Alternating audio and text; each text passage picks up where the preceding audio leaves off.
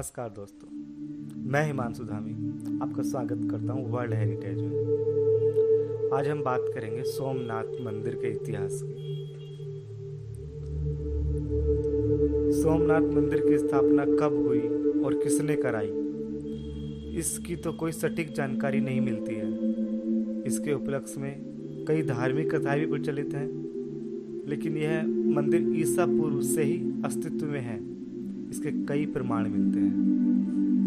मान्यता है कि सोमनाथ मंदिर का निर्माण 7वीं सदी के वेल्भी के मैत्रिक राजाओं द्वारा 649 ईस्वी में करवाया गया था।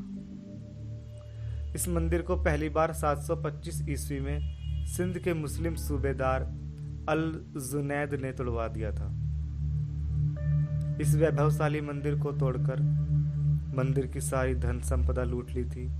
तदुपरांत इस मंदिर का तीसरी बार निर्माण गुर्जर राजा प्रतिहार नागभट्ट ने 815 ईस्वी में करवाया था। महमूद गजनवी की लूट इस मंदिर के लिए सबसे फेमस है। तब तक इस वैभवशाली सोमनाथ मंदिर की भव्यता और धन संपदा की कीर्ति दूर दूर तक फैल चुकी थी। तब एक अरब से आए हुए यात्री किताबुल हिंद का लेखक अल बरूनी गजनवी का दरबारी कवि था। तहकीक हिंद में भारत का विवरण लिखा है।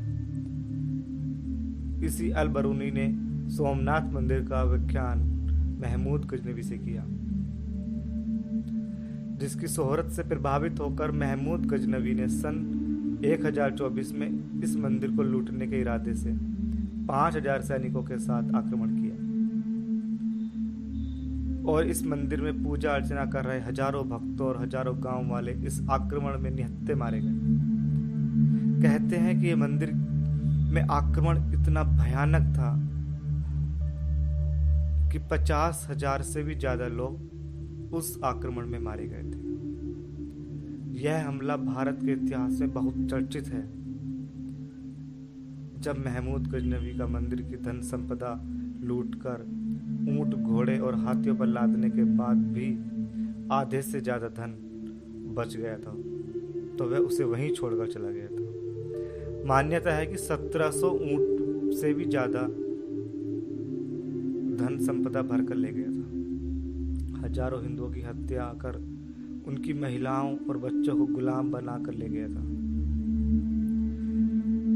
लेकिन इस आक्रमण की और मंदिर की लूट की खबर जब मालवा के पवार वंश के राजा भोज को लगी, तब राजा भोज ने महमूद गजनवी को सबक सिखाने के मकसद से रास्ते की घेराबंदी कर ली। लेकिन इस बात की खबर गजनवी को लग गई थी और उसने कच्छ का रास्ता बदलकर सिंध की ओर जाने का रास्ता अपना लिया। लेकिन इस बात की भनक सिंध के जाट राजा भीमसेन को लग गई और उन्होंने जाट सेना के साथ महमूद गजनवी पर भयंकर आक्रमण किया। इस युद्ध में गजनवी की बहुत बुरी हार हुई। आधी सेना मारी गई और आधी भाग गई। गजनवी भी अपने प्राण बचाने में सफल हो गया। कहते हैं कि जाटों का हमला ऐसा था कि न किसी ने देखा और न सुना था, जिसमें गजनवी की सेना के होश उड़ गए थे। उसके बाद गजनवी ने फिर भारत पर आखिरी बार हमला किया, जिसमें जाटों की हार हुई थी। इस पर हम किसी और लेख में प्रकाश डालेंगे। इस आत्मघाती आक्रमण का जिक्र समकालीन इतिहासकारों ने भी अपनी किताबों में किया है।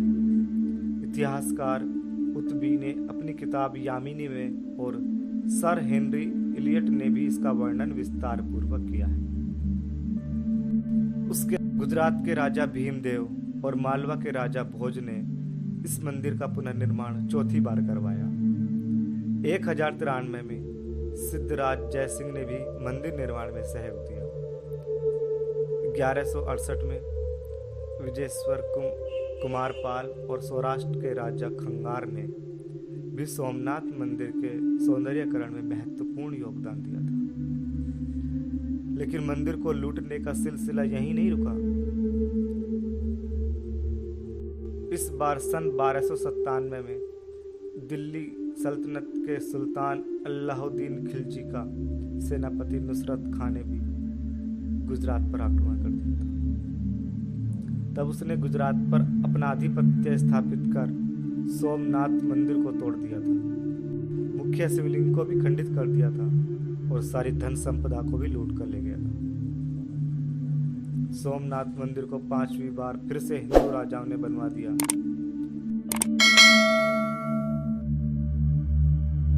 सन 1395 में गुजरात के सुल्तान मुजफ्फर शाह ने मंदिर को फिर से तोड़वाकर लूट लिया। उसके बाद 1412 में उसके पुत्र अहमद शाह ने मंदिर को लूटा। अब इस मंदिर पर औरंगजेब की नजर पड़ गई थी। औरंगजेब ने भी सोमनाथ मंदिर को 2 बार तोड़वाकर लूट लिया।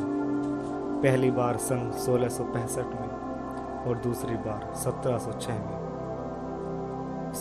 इसके बाद भारत का एक बड़ा हिस्सा मराठों के अधिकार क्षेत्र में आ गया था। तब सन 1783 में इंदौर की महारानी अहिल्याबाई देवी ने सोमनाथ मंदिर को फिर से बनवा दिया। धीरे धीरे भारत में अंग्रेजों का राज आ गया था।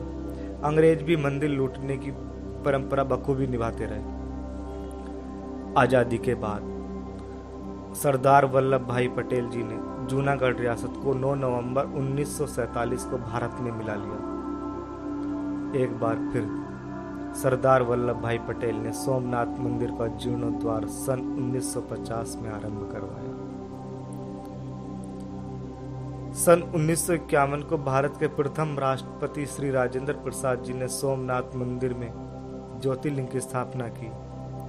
सन 1962 को सोमनाथ मंदिर का निर्माण पूर्ण हुआ। मंदिर को कैलाश महामेरु प्रसाद शैली में बनवाया गया। इस समय जो सोमनाथ मंदिर स्थापित है उसे भारत के प्रथम गृह मंत्री सरदार वल्लभ भाई पटेल ने बनवाया है और 1 दिसंबर 1995 को भारत के राष्ट्रपति शंकर दयाल शर्मा और 1 दिसंबर 1995 को भारत के राष्ट्रपति शंकर दयाल शर्मा जी ने सोमनाथ मंदिर राष्ट्र को समर्पित कर दिया।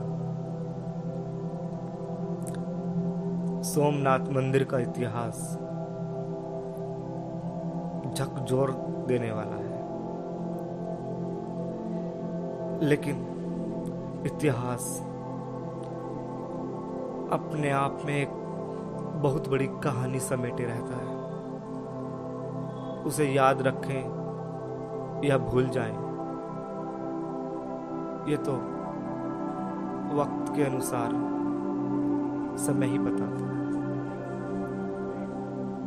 लेकिन इस कहानी से आपको कुछ सीख मिली हो तो जरूर कमेंट करके बताएं, और अच्छी लगी हो तो लाइक जरूर करें। और ऐसी ही कहानी और मंदिर दर्शन के लिए हमारे चैनल वर्ल्ड हेरिटेज को सब्सक्राइब करना बिल्कुल ना भूलें। साथ में बेल आइकन बटन दबाकर हमारा हौसला बढ़ाएं।